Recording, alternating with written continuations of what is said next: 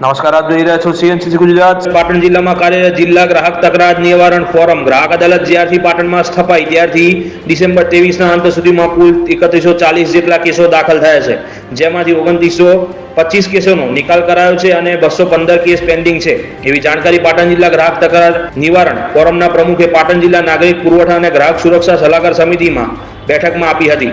ફોરમના પ્રમુખ બેઠકમાં તેમની કચેરીની કામગીરીની સમીક્ષા કરતા રજૂ કરેલી આંકડાકીય માહિતી આપતા જણાવ્યું હતું કે પાટણ જિલ્લા ગ્રાહક કોર્ટમાં ડિસેમ્બર 2023 અંતિમ મહિના કે ક્વાર્ટરની શરૂઆતમાં 218 ફરિયાદો પેન્ડિંગ હતી. તેમની મહિના દરમિયાન 35 નવી ફરિયાદો ફાઇલ થતા કુલ પેન્ડિંગ 253 કેસોની હતી, જેમાંથી મહિના દરમિયાન 38 કેસોનો નિકાલ કરી દેવાતા હાલમાં 215 કેસો પેન્ડિંગ છે. Bureau chief, CNCC Gujarat, Patan.